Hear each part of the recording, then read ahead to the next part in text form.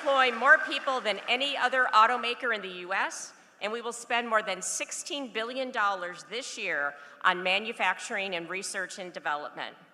This reflects our continued strong commitment to the United States. So thank you all for being here today.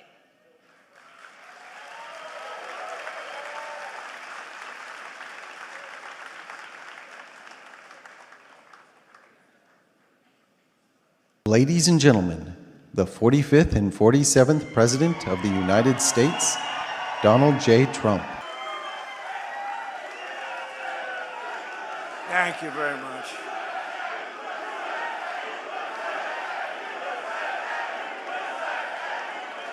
Well, thank you very much. It's an honor to be back. I love this place. I won this place. It's beautiful.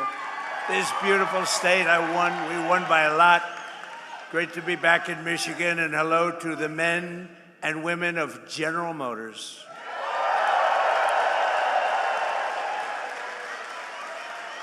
And before we begin, I have to say, so I had a wonderful father, right? And he was a hard worker. He was in the real estate business. And for him, super luxury. This is all he didn't want planes. They didn't have planes in those days, I don't think. He didn't want anything. You know what he wanted? A Cadillac every 2 years. This was to him the sign of luxury. This was the greatest thing. And he got every 2 years, like you could count on it. You could set your clocks by it. And by the way, speaking of that, let's get rid of daylight saving time stuff, okay? We have a bill in. Hopefully the Senate's going to approve that one. The House approved it, and we're going to get rid of that, just to mention, it's called the weave, right? We always get back to the right subject. But anyway, I did. I had a father, his luxury Mary, his super, that's all he wanted. He just wanted a brand new Cadillac, and I have to tell you a little secret. He had it stretched a little bit. This way he could be his own chauffeur. He wouldn't have to hire a chauffeur. He could drive it himself, or he could have somebody else, but he could also drive it himself. Did you ever hear that? This could be a new concept for a car. But I had a wonderful father, and he loved Cadillac, and I'm thrilled to be back in this beautiful state, and I'm honored to be the first sitting president to visit one of the most storied places in the history of American auto making, and that's the world-famous General Motors Proving Ground. And we just got back. We watched some cars, and they are beautiful cars, but I was very also impressed with, that was the largest piece of asphalt I think I've ever seen. I've seen a lot of big asphalt, but I've never seen one that big. I said, you gotta be kidding. But over 100 years, General Motors carved a 5.5-mile test track out of Michigan earth and built a crucible for American cars that would change the world, and that's what happened. You have changed the world, and maybe more importantly, you have made a comeback like very few companies. You are doing really well, and Mary and your whole group have done a fantastic job. They love their cars. One of the top executives I just met, he was showing, he says, sir, I just love the cars. I just love these cars. And I thought that was nice. This land bears the tire marks of every model of the legendary Chevy Corvette. It bears the scars of the first auto safety test, and that was probably pretty tough. And ever since the presidency of the late, great Ronald Reagan, who in all fairness, who I liked, but he did allow our cars to disappear into Japan and other locations. We cannot do it. We love him. But on trade, Trump is much better, much better. But this facility is proudly designed, built, and tested, the presidential limousine, affectionately known as the Beast. Have you heard of it, Mr. Mayor? I want to thank the CEO of General Motors, Mary Barra, as well as the president, Mark Royce, and the entire leadership team. Mark, really great job. The whole leadership team, the job that you've done over the last number of years especially has been incredible, and it's a display of speed and skill. Horsepower goes into these cars, and everyone's talking about General Motors, including me. That's why I'm here. And more importantly, thank you to the auto workers, the technicians, the mechanics, the welders, the engineers of General Motors, because there's no finer group of people. And it was workers like you who built this country, and now it's the men and women like you who are making it bigger, better, richer, and stronger than ever before. We are doing unbelievably well as a country. We're building more auto factories and more plants than at any time in the history of our country. And someday the fake news is going to be writing stories about it. They don't like to write those stories. That's why they call them the fake news. But for decades, the auto workers and manufacturers of this great state were sold out and betrayed by globalist politicians and corrupt special interests who let other countries steal your jobs, pillage your factories, and loot the crown jewels of American industry from Detroit and all over our country. They were ripping us off, not only in the auto business, but in many other businesses. Every president before me promised to stop it, but none of them did anything. They did nothing. But now, at long last, Michigan finally has a president who stands up for Michigan auto workers and puts America first. You know, you had a leader, I don't know if he's still with you, Sean Fain or something. This guy was bad news. I never spoke to him, never saw him. He was a Democrat. He thought that Biden or Kamala would be wonderful. You would have, Mary, I hate to say it, you wouldn't have an auto industry right now if they got elected. You wouldn't have an auto industry. But I don't know what happened to the guy. Somebody said he got fired, but I can tell you, the people that count, those people love Trump. Because I've done more for you than your parents, okay?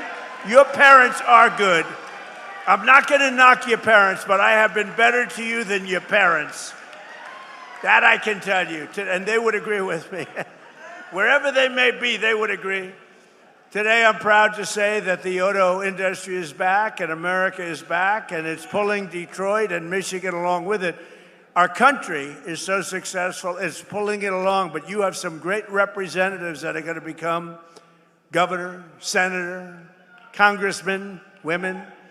But you have some great people. I'm going to mention them in a second, because under Sleepy Joe Biden, hold it. What's better, Sleepy Joe Biden or Crooked Joe Biden? Let's go. Sleepy Joe Biden, Crooked Joe Biden. They're both true. They're both very true. The United States had the highest trade deficit ever recorded. So we had the worst trade deficit, and our country was losing more than $1 trillion a year on trade every single year, and it got worse and worse. And if they were in there now, that number would be close to $2 trillion. The trade deficit in automobiles was more than $300 billion annually. That means outside countries and companies were coming in and just robbing us blind. And it was causing tremendous problems for your jobs. But now all of that is changing because I placed historic tariffs on foreign producers and manufacturers, including a 25% tariff on foreign automobiles, something that no other president had the courage to ever do.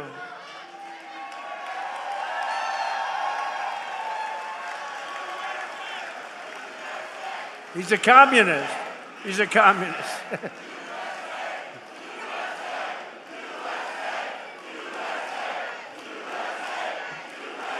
Thank you. He's a communist. We're running against communists. Now, this is great. What's going on? But we're going to win very big.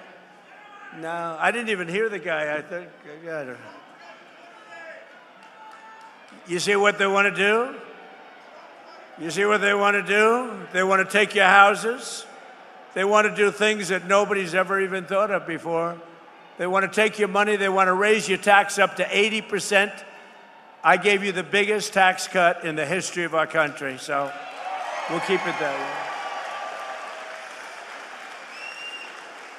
And I said this morning, they also want to fire the police. They don't want police and they don't want prisons anymore. I think that's a great idea. Does everybody like that idea? No police. They want no police and they want no prisons. Where are these people coming from? But I also put a 25% tariff on all foreign trucks. So I called Mary about a year ago and I said, I hear that foreign trucks are killing us. She said, that's true. I said, congratulations I'm going to put a 25% tariff on the foreign trucks. And you are doing a phenomenal business now with trucks. So they were killing us in trucks, and now we're killing them. My policy is simple. If you make your truck or your car in a foreign country, you have to pay for the privilege of sending it into our market and making a lot of money. But if you build in a factory in Michigan or someplace in our country and make your automobiles or trucks right here in America, you pay zero taxes, zero tariff. You pay zero tariff. There are no tariffs. And we've taken in hundreds of billions of dollars for the country aside from it, but we keep a lot. As an example, Europe is being taken over by the Chinese cars. You know that, right? Mercedes-Benz is being absolutely decimated. BMW, good companies, decimated. Volkswagen, decimated. They don't do anything about it. We don't have, to the best of my knowledge, Mary, one Chinese car in the country. They have a 100% tariff, and our automakers are doing, I think, business like you've never done before, right? Right? You're doing more business, better business, bigger business than you've ever done before. In 18 months, we've slashed our trade deficit with China by the largest amount in history. Nobody can believe it. You know, if you get it down a half a point, it's a lot. We got our trade deficit down by 71%. 71%. Worldwide. 1 year ago, our country was dead. And now we are the hottest country anywhere in the world. We're the hottest country. Everybody is respecting us. You know, they respect us again. They respect the United States. I think they respect us more than they've ever. And we did this in a year and a half. In 4 long years of Sleepy Joe Biden and his crazy administration, they're communists. They were communists. That was the beginning. He wasn't, because he had no idea what the hell was happening. They said, Joe, let's go communist. He said, what is that exactly? They got less than $1 trillion. So think of it. In 4 years, they had investment of less than $1 trillion. 4 years, less than $1 trillion. In 1 year, my administration secured commitments of more than $19.2 trillion from all over the globe. Think of that. 1 year, 19.2. If they got in, and they were essentially, they didn't think of themselves as communists, but they were. But now you have down and out communists. I mean, these people are down and out. And remember, you go communist, nothing good happens. That's been proven for 1,000 years using different names. But right here in Michigan, General Motors is expanding operations at its Factory Zero. Do you know what Factory Zero is? What the hell does that mean, Mary, Factory Zero? You're going to have to explain. In Detroit to produce some of America's most iconic vehicles, including the Chevy, well, I hear it's good, Silverado, right? The Silverado, really hot, right? Going to be hotter after today. The GMC Sierra, the world-famous Hummer. I got to look at some of these. In fact, I said to Mary, how about sending me a couple? And one and only the Escalade. You know, we ordered, I think, 250 Escalades, right? We ordered 250 Escalades. That's so we look sharp in those cavalcades, you know? We look sharp in those Escalades. Our guys are very spoiled. They're very spoiled. They like the Escalade, so do I. They were great to deal with. General Motors, they're making literally 250 of them, and it was about time. In 2026, GM increased truck and SUV production by 20%, and in the past 2 years, the company's invested $9 billion in bringing factories home to the USA. They're coming back home because, frankly, when they build here, there's no tariff. It's really not complicated. A lot of people don't understand that. They say, oh, what does it mean? They have no idea. They don't have a clue. But Mary understood it. Her whole group understood it, and they're coming back home where they belong. So I just want to congratulate General Motors. That's why I'm here today. I'm very proud of General Motors. For years, you watch companies move production from America down to Mexico. Mexico. I love the way there's a very nice president of Mexico. You know that. She's very nice, and she speaks beautifully, and she calls it Mexico. So I said to a group the other day, and we will stop all business going to Mexico. And they didn't know what the hell I was talking about. It didn't come out as well, Sean. It didn't come out as well. This is a great gentleman, heads up transportation. He's also world championship tree climber, 5-time champion tree climber. Can you imagine? I only hire these crazy people that do things like that. He was the lumberjack. He was the world champion going up a tree 100 feet, right? That's high. I saw an old picture of you doing it. I said, he's crazy. That's why I like him. But he's a 5-time world champion. You know who that is. So, and his wife maybe is even superior, a big star of television, Rachel. She's doing all right. Sean Duffy, Rachel Campus Duffy. But you know, I liked him a lot. I always liked him. But when I heard he was a world champion of a tree, but any kind of world champion I'm okay with. When you're a world champion of anything, but that's pretty good. But down in Mexico, and they're coming back, and production's moving from Mexico, and companies are actually moving production from Mexico back to America. Before they left, they went the other way. Now they're all coming back. Toyota, Hyundai, and others are relocating production back to the U.S. Ford is investing $3 billion to build parts of its new pickup truck in central Michigan. All these things I told you, but only Brian. Where's Brian? Come here. Get up here, Brian, will you please? He's the only guy that believed me. But boy, did he believe me. I wanted to just hop over. Come on. Don't worry about it, Secret Service. He's okay. Come on up here, Brian. See the way he can do that? Look at that. He evaded. I'm sure they're thrilled. Come here, say a few words. Thank you, Mr. President. Well, we can thank this gentleman right here for all these jobs coming back, and I hear it all the time from all my connections at all the different auto plants around the Metro Detroit area. Jobs are coming back to America. You know, Kamala Harris was running against this guy when he ran for re-election. She wanted to get rid of the internal combustion engine, and crazy Sean Fain endorsed her. So we've got to change the mindset. We've got to build, if they want to sell in our market, they got to build it in our market. And that's what this guy told them. So thank you, Mr. President. It's because of you, you saved our domestic auto industry. Thank you.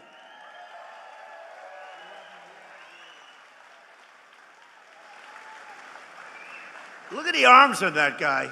I don't know. He's been with me from day one. The first time he said years ago. And I think I produced, Brian, would you say I produced even more than I said, right? Yes, sir. You even more. Expectations. Yeah, exceeded expectations. True. We like that. Thank you, Brian. He's a great guy, and he's got a group of followers that are unbelievable. Where are they? Oh, yeah, there they are. He's got a great group of people. But for decades, we were told that it was totally impossible to bring back American manufacturing. Obama would say it. Remember Barack Hussein Obama? Obama. He was so bad for the auto industry. I don't know, you know. Honestly, I don't know how you vote for Democrats because they are so bad for the industry. But it turned out that all you really needed to get him back was a new president, somebody that understood business, understood what it was all about. I've been complaining about it for many years. On day one, I ended Biden's insane electric vehicle mandate that would have crushed the U.S. auto industry forever, would have never come back. Remember that? Everybody was supposed to have an electric car within, 15 minutes. And I don't want to say this in front of Mary because she'll change your mind, but it takes far fewer people to build an electric car. That doesn't mean they work better, but it takes. And if you want an electric car, they make electric cars too. But if you want to buy a combustion, if you want to buy anything you want, they make. We don't want to do that stuff. But right now, we've been right on that bet. I said, no, it's not going to happen that way. I terminated Biden's disastrous CAFE fuel standards. You know what that is? That was a short road to bankruptcy for every single car company in this country, and a total disaster that would have killed the internal combustion engine. They wanted it dead within 5 years. As long as I'm president, that will never happen, but it's going in the opposite direction. Remember, we have a 1,000-year supply of gasoline. China doesn't. China doesn't. We have 1,000 years. We have more gasoline. We have more oil. Now, when you add Venezuela to it, we really have more oil. One day. And Venezuela's been great. They've been doing a great job. We're working with them. Take millions and millions of barrels of oil. But they're doing well, and we're doing well. One day. You know, a lot of people were against that war. We don't want the Venezuela. Why are you doing what you did? After we won in about 48 minutes approximately. They said, oh, that was a good move. Well, the same thing's happening in Iran. People just don't see it. We have destroyed their Navy. We've destroyed their Air Force. We've destroyed their leadership. We've destroyed their anti-aircraft weaponry. Their drones are being made at a rate of about 7%. We destroyed most of their drone manufacturing capability, their missile manufacturing capability. And right now they're talking to us about making a deal. But if we didn't do it tough, there would be no talk. You know, for 47 years, which is really 50 because people have been using 47 years for 3 years at least. But for 47 to 50 years, they have been talking, and all they do is tap everyone along. They were the bully of the Middle East, and they were the bully of us. And Obama came along and gave them tens of billions of dollars. He gave them $1.7 billion in green cash. Remember that? Put them on a Boeing 757, flew it to Tehran. $1.7 billion in green. He thought he could bribe them, and instead they thought, what a stupid country this is. How stupid. No, you can't bribe them. You got to beat them, and we're beating the hell out of them. But we'll see how it turns out. Right now, they have very friendly negotiations going on.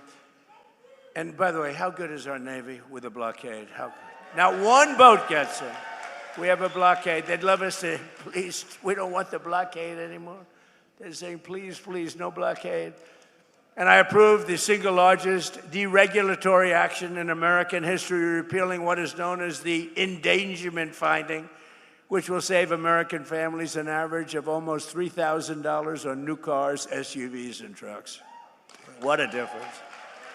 And today I'm giving all American car companies the right to build what are known as tiny cars. You know what that is? These little, because I go over to Europe and I see these little cars all over the place.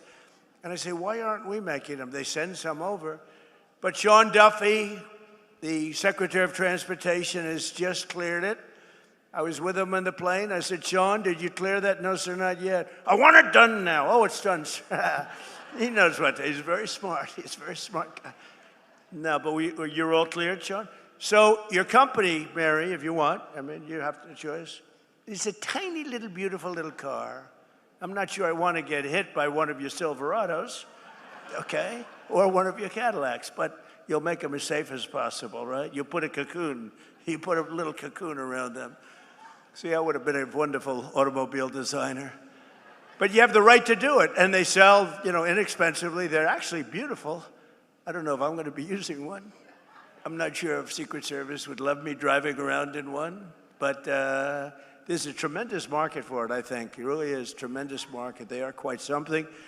And thanks to our Republican majorities in Congress, we also made interest on auto loans fully tax deductible, but only if the car is made in America. If it's not made in America, we have no interest in doing that. And I apologize for the air conditioning, but this room was not built for thousands of people. This room was built for a few people making cars, not for thousands of people. And it is a little warm up here, but I love that because every time I make a speech, I lose weight. It's wonderful. It's a wonderful way to lose weight. Under our leadership, investment is booming, incomes are rising, and the stock market has 73 all-time highs. Think of that. In a year and a half, we've had an all-time high. And your 401ks are up by $32,000 and more in just a year. And one statistic that I say, because, you know, the fake news, the reason they're fake news, they're terrible. Terrible people in many cases, not in all cases. You have some professionals, but they refuse to say There are more Americans working today in the United States of America than at any time in history. How about that? That's, to me, that's a stat that's hard to beat. And it was just announced that inflation is dropping at the fastest rate in more than 6 years. We're dropping it. You know, I inherited this mess. I inherited an open border where 25 million people came in. Many of these people were criminals, murderers, people from jails, people from mental institutions. I inherited that. We've got a lot of them out, and we're getting a lot of them out. We have 11,888 are murderers, many of whom, they say more than 50% of whom killed more than one person. We don't want them in this country. They allowed them to come in through the stupid open border. They came in like water, you've seen it. And right now, it was just announced, again, this is now the 15th month in a row, 0 people have come through our border illegally, 0.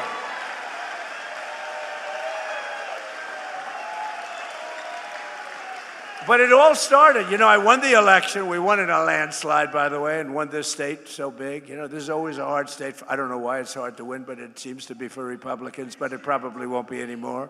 We have great candidates. But, you know, it's really amazing. They always try and blame me for high prices.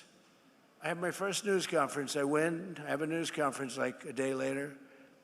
And I say, any questions? Why are prices so high? You have to understand. I just got there. They say eggs. I remember eggs.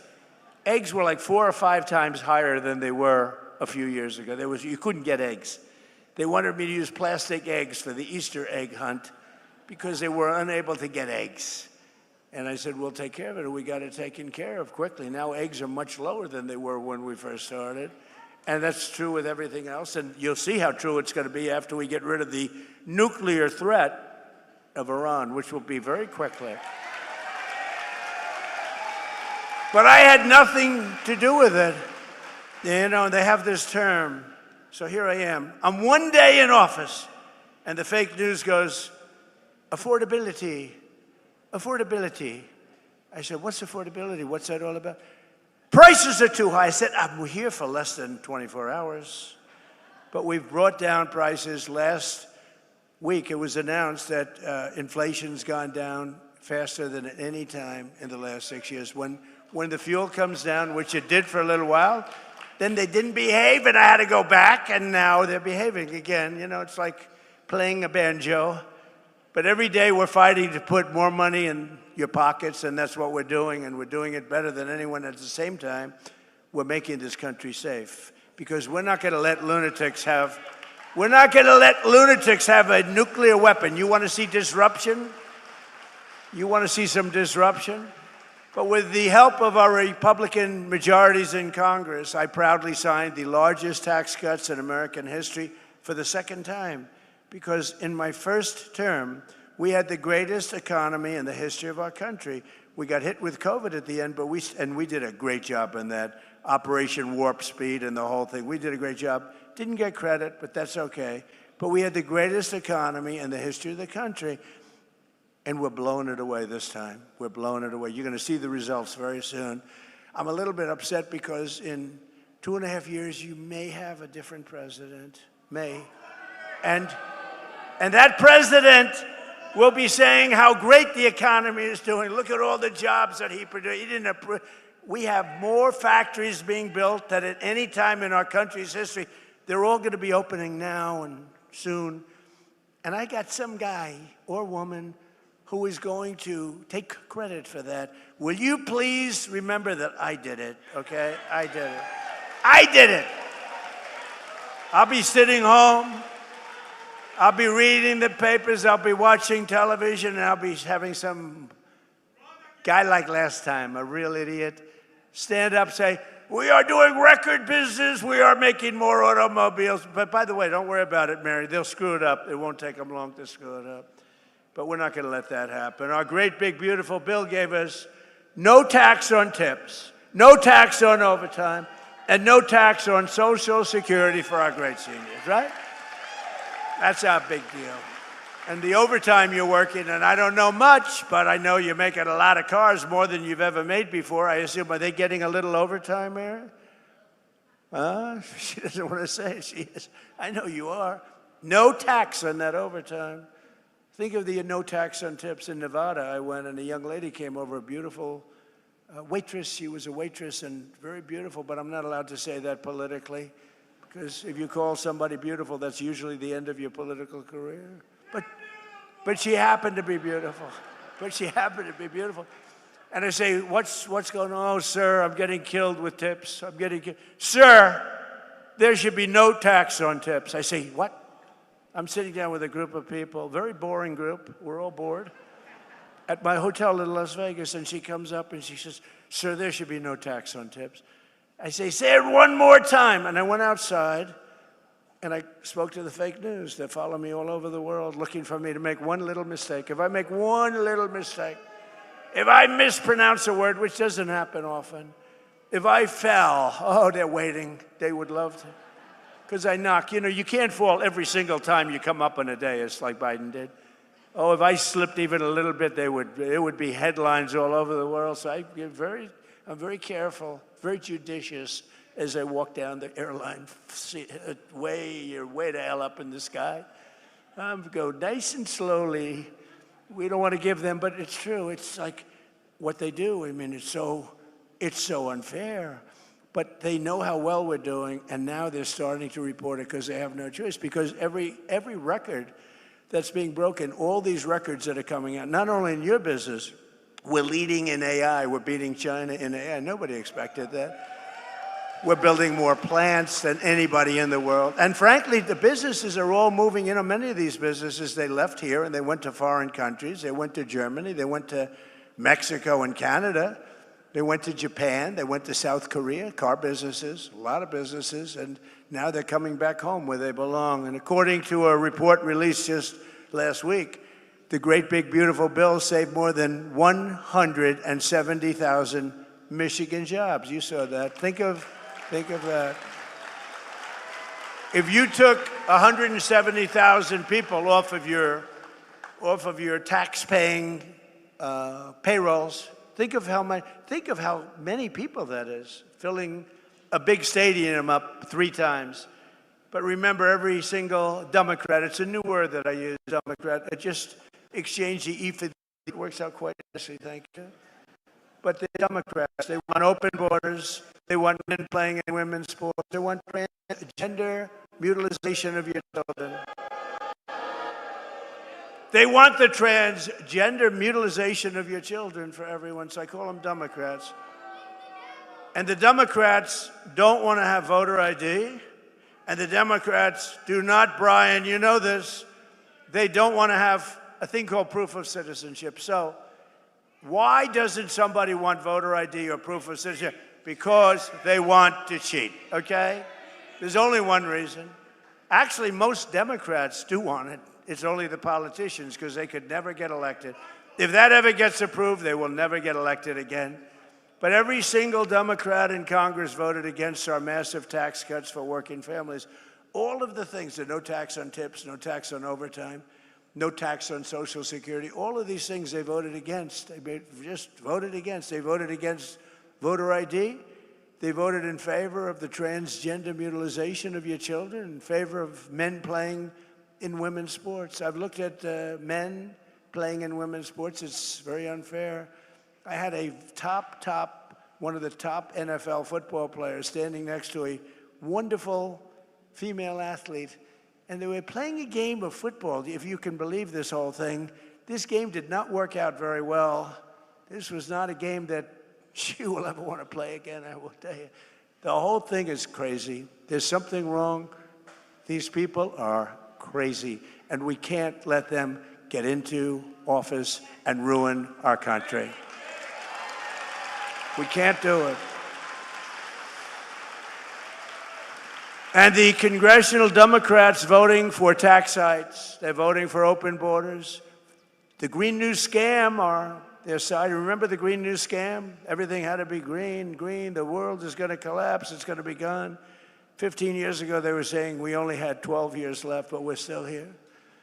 but they're siding with the radical left communists taking over the party. They want, in other words, the normal socialists who can destroy a country too. They're not going fast enough. Do you remember, like in one of my State of the Union speeches, I said, we will never be a socialist country.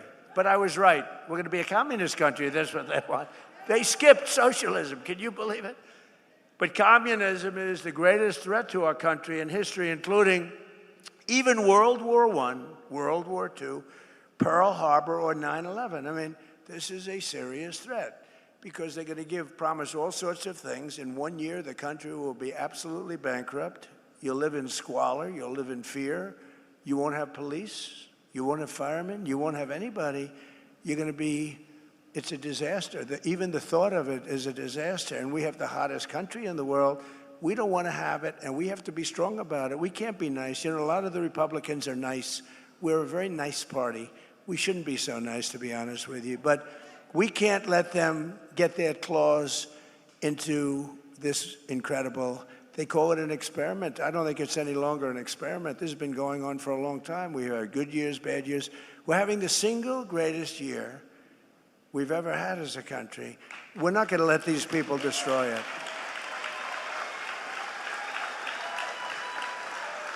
And you know the other thing, I'm just thinking now, you know, I do a lot of these speeches and I end up reading about 20%. Isn't it nice to know that you have somebody that doesn't have to read a speech? And it's even better to know that you have somebody that can read a speech if he wants to. The other guy couldn't even read a speech.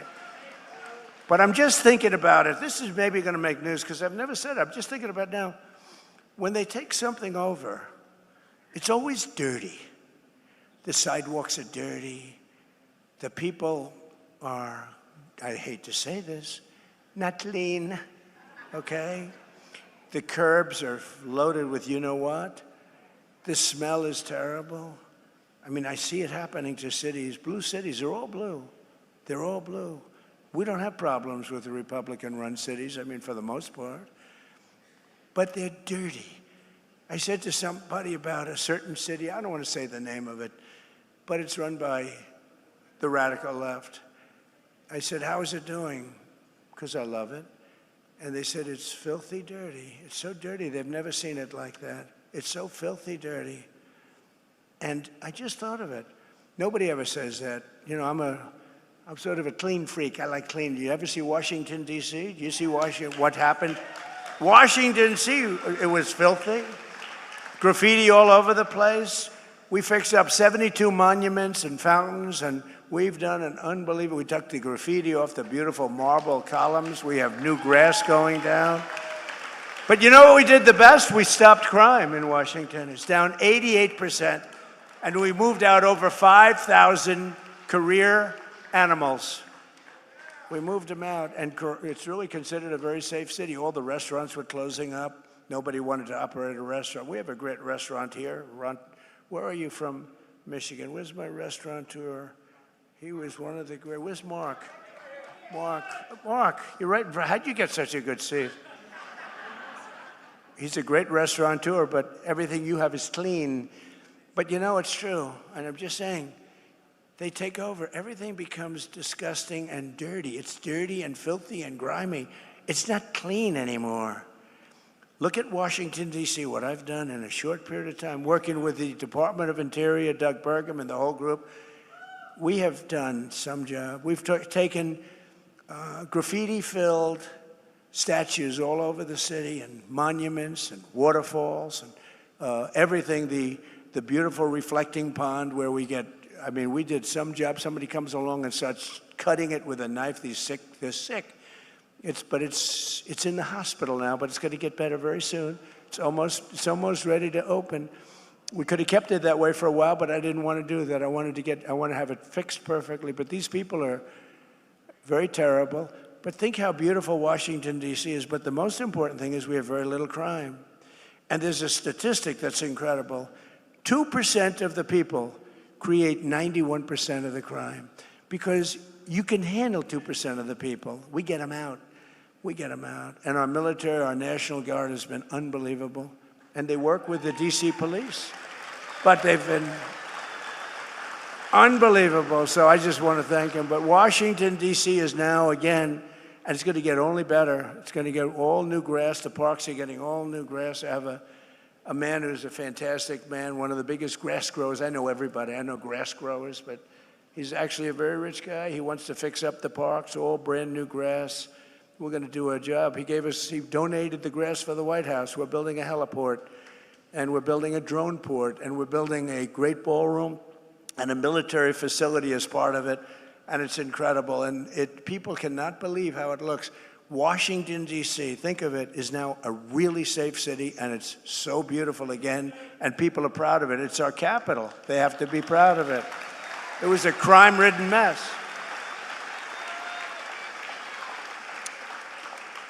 And the other thing, I got a call from the governor of Louisiana, and he said, sir, we have Mardi Gras coming up in New Orleans. Could you please help us? We are such a disaster. The crime is so bad, and they've had a lot of problems with crime. And I sent our team in there and called me back. He said, you know, crime is down almost 80%. Think of that, almost 80%. This was 8 months ago. And they had the safest Mardi Gras they've ever had. And in Memphis, Tennessee, the governor called, and the mayor called, the Democrat mayor called, that they need help. And Memphis was very, very dangerous. Companies were leaving, too much danger. It was really dangerous. You couldn't walk down the street. And now crime there is down 77%, and it's getting better all the time. And if they do that in New York, Chicago, Los Angeles, we would take care of it so quickly. But we have to get called. I want them to call us. I don't want to say, I don't want to, they're running it. I want them to call us, and we will get rid of the crime so quickly your head will spin. But we're pleased to be joined today by some of the incredible patriots fighting for our Michigan workers, including representatives, a friend of mine, she's unbelievable, Lisa McLean. Stand up, Lisa. Great. She's great. She is great. And she's tough, too, I want to tell you. I'm not going to say she comes in a small body, but she comes with one house. She comes with fire and brimstone, right, Lisa? And we love Lisa, respected by everybody. Tim Wahlberg. Tim, great. 18 years he's been doing it, and everybody respects you a lot. Thank you, Tim, very much. Appreciate it. Another congressman who's doing really good. He's going to have a tough race. You got to help him. Tom Barrett. He's here someplace. Where's Tom? Tom? Come on up, you three. You come up. Lisa, come on up. And John James, come up. You have to win, John James. You have to win. I also want to thank Secretary of Transportation Sean Duffy, Michigan House Speaker Matt Hall, Army National Guard Captain Mike Bouchard. Where's your father, Mike? Where's your father? Where's Mike? I just met your father. He's the best looking police. Where's Mike?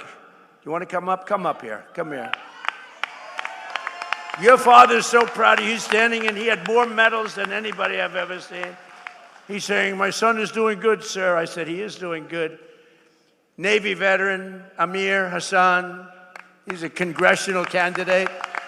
We got to get elected. He's good. Thank you, Amir. And Amir comes from a great General Motors family, a long line of General Motors, and former congressman. So here's a man who's running for the Senate. I happen to think he won last time, okay? He's a great guy, and he's respected all over Washington. He's one of the best candidates we have anywhere. He's smart, he's tough, he's fair. His name is Mike Rogers, and he will be a great senator. Mike, come on up. Come on. I'll let a couple of them say a couple of words. I'll be right back. Is that okay? Come on up here, Mike. Say a couple of words. Oh, my gosh. Well, thank you, Mr. President. Thanks for gracing your presence here at the General Motors facility and bringing jobs back. Yeah, you bet. Imagine if, Mr. President, you have a senator that cares about much about manufacturing, especially in Michigan, than you do. That's a change we absolutely need. And when I get back there, Mr. President, I promise you this. I will work with you to protect our families, protect our freedoms, protect our factories, protect our finances. And when I get back there, Mr. President, if you haven't gotten it done, we're going to pass the SAVE Act. Save America. God bless you. John, say a few words, John. Well, again, thank you, Mr. President, for coming back to Michigan, where you've won 3 times. We very much appreciate your leadership. And as governor of the state of Michigan, we're going to be matching those Trump accounts. We're going to be taking care of our children. We're going to be matching those. You know, we have a president who keeps his promises. We have a president who looked at a situation and he said, you're going to have very fast planes in Macomb County. You know what he did? In the very first 100 days, the President of the United States, President Donald J. Trump, delivered F-15EX to Selfridge Air National Guard Base. The president has always been looking out for Michigan jobs. The status quo doesn't work for Michigan. And President Trump is pushing back. And as a result, President Trump signed my bill to protect our automotive industry against the harmful California EV mandates. And as a result, our jobs are coming back to Michigan.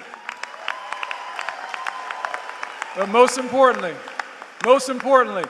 the president, because he's the best deal maker the planet has ever known, President Donald Trump has got $19 trillion of investment back in the United States of America, but because of the failed policies of Gretchen Whitmer, a lot of that investment is not coming back here. Well, working with you, Mr. President, we're going to make sure that we have an environment where we can bring that investment back to the state of Michigan to create jobs right here for the best auto workers in the world. Thank you so much for your leadership, Mr. President. God bless you. We have your back.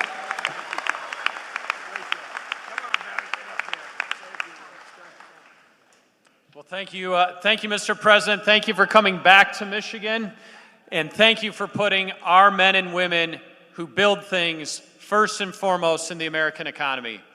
Thank you for being here today with the men and women that I have the privilege of representing in Congress to tell them and show them just how important Michigan is on the map. The hard work of the people here put America on wheels, puts our economy on overdrive, and provides livelihoods for families across our country, especially right here in Michigan. Manufacturing is our largest industry. Our president understands that. He's stepping up every single day to make sure that we bring more manufacturing jobs back to America, back here to Michigan, and I'm proud to stand with you today, sir, in recognition of that, and thank you so much for coming to Michigan again today.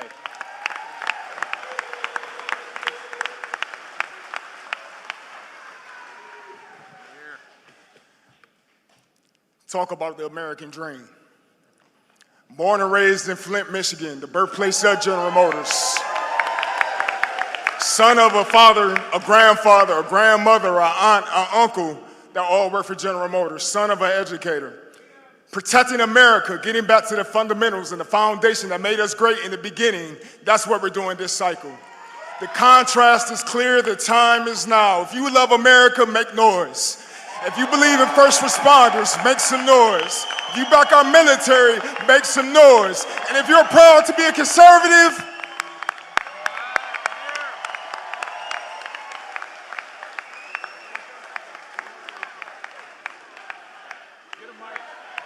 USA, let's go, baby. We are putting this country back on the map because we have a leader who stands up for us. Mr. President, thank you for coming to Michigan, but I also have to say thank you for defending our military and putting us in a position to succeed. This time last year, I was in Iraq. During the 12-day war, you put our military in a position to succeed because you gave the troops what we needed to survive. So my friends and I are home, sir, because you put us first. And you put Michigan first as well.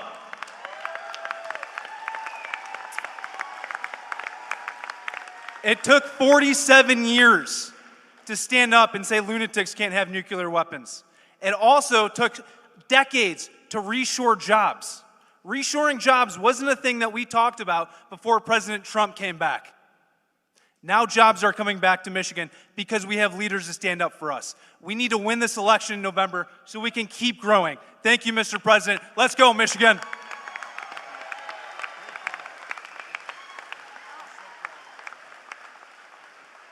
I didn't bring my box, so I apologize. But take a moment and look around. look at how many people are filling this manufacturing facility. And why is that? That is because we love this country.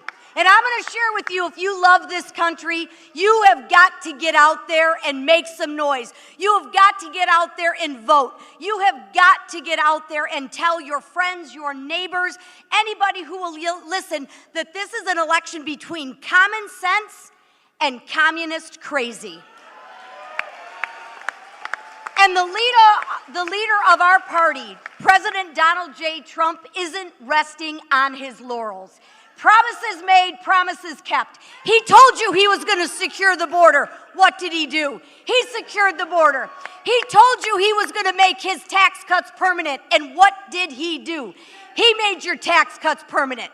The last thing we need to do is make sure we pass that Save America Act. And we will do that because we will secure our elections to make sure that this country continues to live in a democracy, to continue to be a republic, because there is nobody that loves this country greater than the man standing behind me, and that's our president, Donald J. Trump.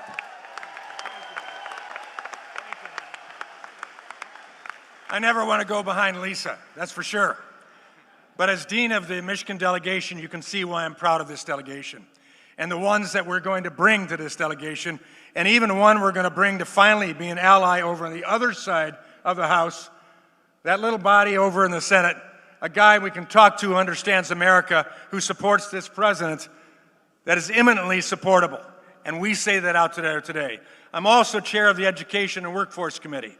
We have a president who understands workforce. That's why he's here with all of us. He understands education. That is not indoctrination for communist crazy. And that's what we're seeing today. So let me say this to you as chair of the Education Workforce Committee. We're here today trying to educate you, to educate others, to get out and work, to get this team in place so the final 2 years of this president, maybe final 2 years of this president, will be so memorable that we won't need to worry about the future. Let's get out and work as a workforce for freedom.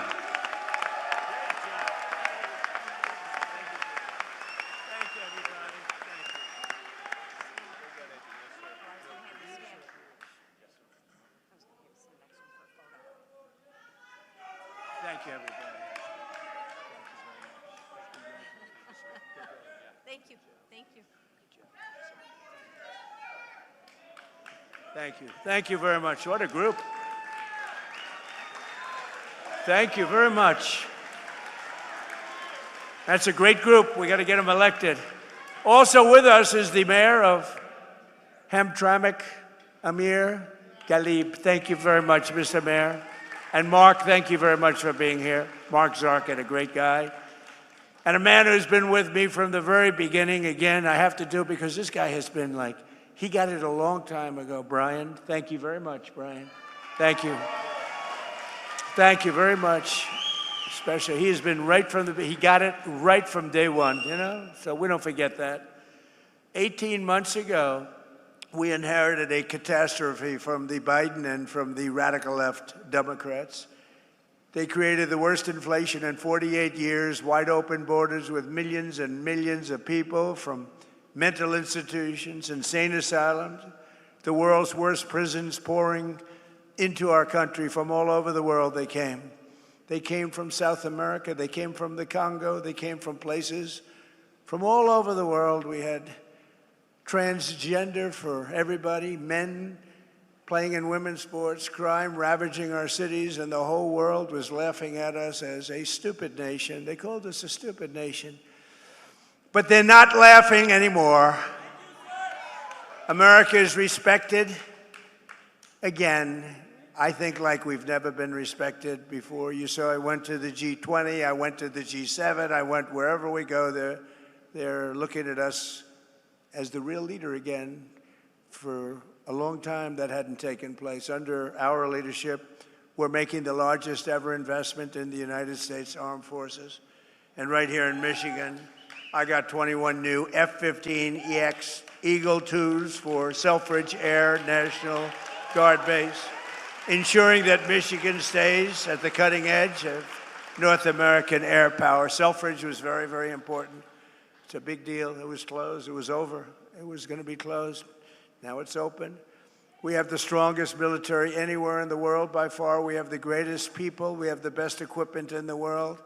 I built it during my first term, and I'm using it now. We had no choice. Again, we can't let what was happening in Venezuela go on, and it was very decisive, but we can't let what was and is going on. They killed 52,000 protesters. Think of it in a 4-month period. 52,000 in Iran. But we've already paid for the Venezuela operation, as I said, and likewise we're winning big time with the Islamic Republic of Iran, and we're ensuring that they never have a nuclear weapon. When somebody comes up and says, why are we doing this? Just say, because we cannot let them have a nuclear weapon. It's very simple. That's all you have to say. There's nothing else you have to say. If you understood the power of the nuclear weapons, you'd understand exactly what I was saying. When I took office, we inherited the worst border in U.S. history, but we quickly turned it into the most secure border in the history of our country by far. And in the past 14 months, a number that's not even believable, but it is what it is. It's published every month. A historic record of 0 illegal aliens have been admitted into the United States. 0. And now, as you've been reading, crime is plummeting nationwide. Last year, we achieved the largest drop in the murder rate ever recorded to the lowest level in 125 years, 1900. That's before my father. Bring up my father. That's before my father was born. 125 years, lowest murder rate. And that's despite the fact that we have people in this country that shouldn't be here. That's despite that. But a lot of them are being brought out very rapidly. Under my most favored nation policy on drug prices, we're delivering the largest prescription drug price cuts in the history of our country by far, with differences of 400, 500, and even 600%. Nobody can believe it. We were the highest priced for decades, the highest priced in the world for drugs, prescription drugs, and now we're the lowest price in the world. So you think that was, I won't bore you with the way I did it, but no other president was able to do it. I'm not sure they even tried, but all of you have to go out and go to TrumpRx.gov, TrumpRx.gov, and you're going to find that you're going to buy whatever you're looking for at a tiny fraction of what you were paying. To stop the massive theft of taxpayer dollars, we ended Medicaid for illegal immigrants, and we launched the war on fraud, led by our great Vice President, J.D. Vance. It's having a tremendous, we're finding unbelievable levels of fraud. Minnesota, that governor is so crooked. Ilhan Omar with her brother, so crooked. But it's all under very serious investigation. We're finding billions of dollars, billions. In just 18 months, we've turned this country completely around, and it's still, we're going to do still better, but we have a turn. We're hot. Jobs are up. Inflation is down. Our border is secure. Factories are opening at record levels. Investment is booming. Michigan is thriving. America is winning like never before. And again, Iran will never have a nuclear weapon. With the help of our Republican majorities in Congress, we will crush violent crime to the lowest levels ever, impose harsh new penalties for dangerous repeat offenders. They are very bad. Crack down on Marxist prosecutors, and we will end no cash bail, which really got the crime started more than any other single event. No cash bail. You kill somebody and you walk out. We will pass the Great Health Care Plan. That's what it's called, the Great Health Care Plan, to stop all payments to big insurance companies and give the money directly to you, the people, so that they can buy their own health care, which will be much less expensive and be a much better health care. Very simple. And the Democrats are fighting us on that one, too. They're fighting us as hard as you can fight because, you know what? They happen to be owned by the insurance companies. The insurance companies receive billions and billions of dollars a year. They own the Democrats. And the Democrats, they don't want to debate it, they just want to fight it. And we want to give the money directly to the people, and you go out and you buy your own health care. You'll get great health care and have lots of money left over. And we will continue to remove dangerous criminals, drug dealers, human traffickers, and child predators from our country. And we will always stand with the heroes of ICE and Border Patrol. They are heroes. The abuse they're taking. If you saw some of the people they have to deal with, if you saw the toughness and the craziness and the, boy, oh boy, the roughest people really in the world, they were led into our country by Biden and the group. By probably, I don't even know if he knew. I don't even know that he knew people were coming in. I don't think they told him. But they were coming into our country, and they are the roughest people in the world. Remember, they used to say, oh, foreign people don't commit crime. They make our criminals look like babies. It's the only thing good about them. They make our people look like absolute babies. But they are, you don't get rough, Tren de Aragua, the roughest in the world. They cut off people's fingers so they don't make a phone call. You're going to make a phone call? I'd like to call the police. Boom, their fingers are gone. These are the roughest and worst people in the world. They're out of here. We've got them largely out of here. We can never let that happen again. Can never let it happen. Single most difficult thing that I've had to work with. And finally, we will pass the Save America Act through the Senate, hopefully the Senate. Call your senators and put pressure on them.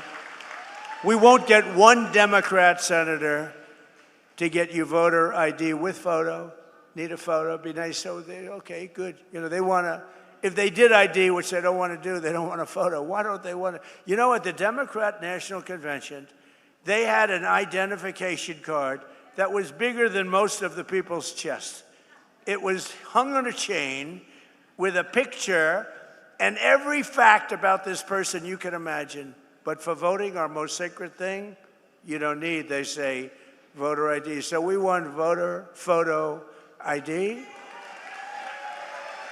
And we want all voters showing proof of a thing called citizenship. Isn't that nice? You read recently in New Jersey where tremendous numbers of people were found out that they were on the voter rolls totally illegally, and that's all over the country. That's nothing compared to what's going on in California and Minnesota and so many other states. And hopefully there will be no mail-in ballots. Mail-in ballots are inherently corrupt, except for illness, disability, military deployment, or travel. If you're in the military, you're far away, absolutely. If you have to go someplace, absolutely. But mail-in ballots have proven to be a disaster. We're the only country in the world that in this form does them. There's no other country in the world because they're crooked. They pass through too many hands. When you go to a voter booth, even me, I went to vote. Sir, may I please see your identification? Sir, I'm so embarrassed. I know you're Trump. Please, do you have some identification? I don't want to lose my job. I whipped out, I was lucky, I had some kind of a card on me, and I didn't even know, but I gave it, thank you, sir. So I'm so embarrassed. She kept apologizing. I said, don't apologize. You're doing your job. That's what you're supposed to be doing. It was so beautiful. And we will enshrine in permanent law, where we had a big Supreme Court victory the other day, but not complete, no men in women's sports, and no transgender surgery, and the mutilization of your children. They mutilize your children. So, ladies and gentlemen of Michigan, the golden age of America is upon us. We're in the golden age. This is an age like no other. And the men and women of the American auto industry and General Motors are leading the way. And I'm so proud of it because, as Brian and others in the room know, I fought for this for years. I was here 25 years ago. I got Man of the Year. Oh, by the way, the press questioned that, and then they found out it was true, actually. And I made a speech, and all I talked about was, why are you letting them steal your auto industry? I said, your auto industry is being stolen. It's going to Germany and Mexico and Japan and South Korea and Canada. Why are you letting it happen? They stole over 50%. It's all coming back. Who would think it's all coming back? It's all coming back right now. More plants being built than at any time in the history of our country. With your help and patriots all across this magnificent land, we will make America powerful again. We will make America wealthy again. We will make America healthy again. We will make America strong again. We will make America proud again. We will make America safe again. And we will make America great again. Thank you, Michigan. Thank you very much. God bless you all. Thank you very much. Thank you.